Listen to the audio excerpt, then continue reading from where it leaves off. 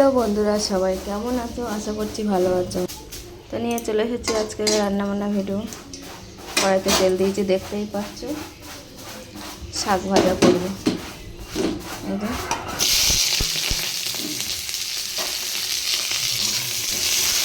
লাল শাক নিয়ে এসছে। আজকে দুপুরে মেনু নিয়ে চলে আসলাম। এই শাক ভাজা বসিয়ে দিয়েছি, একটু পেঁয়াজটা ভাজা ভাজা হলে শাকটা ভাজা দিয়ে দেবো। আর শাক যে কেটে ধুয়ে রেখে দিয়েছি।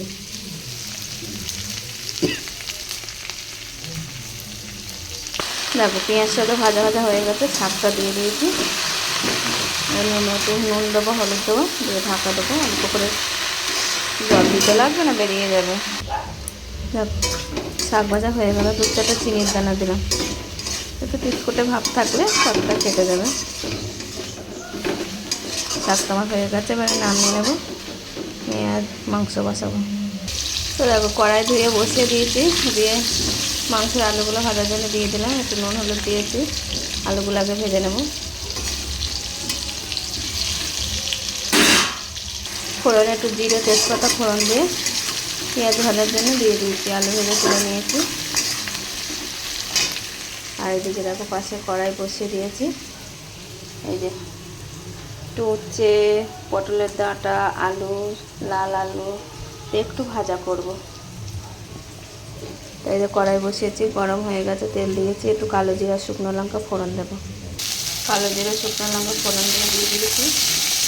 আলু, পটলের ডাঁটা একটু ছিল একটা, আলু দিয়ে অল্প একটু ভাজা করবো। একটু হয়েছে, একটু পেঁয়াজ দেবো, দিলে না খেতে বেশ ভালো লাগবে।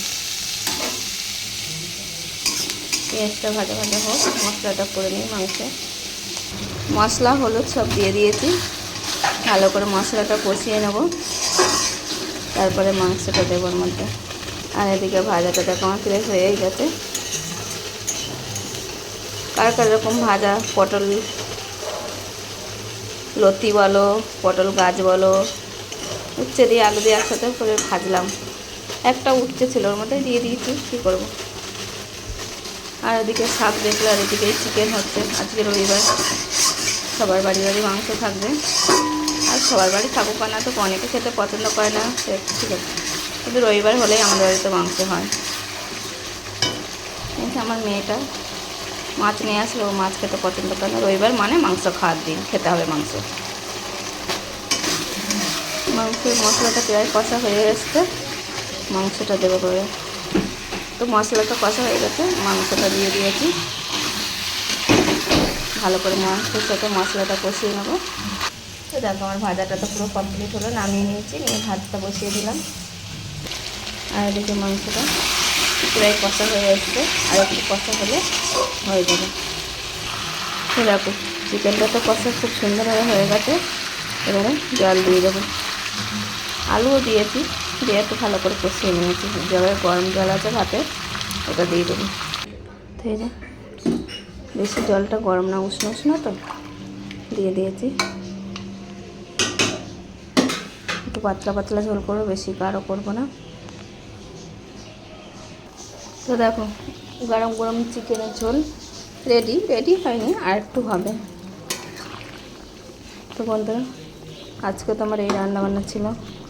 কেমন লাগলো ভিডিওটা কমেন্ট করে জানিও তোমরা সবাই। আর সবাইকে শুভ দুপুরের অনেক অনেক শুভেচ্ছা ও ভালোবাসা রইলো। সবাই ভালো থেকো, সুস্থ থেকো। যদি ভিডিওটা ভালো লাগে একটু লাইক কমেন্ট শেয়ার করে দেবে। সবাই টাটা, দেখা হচ্ছে পরবর্তী ভিডিওতে।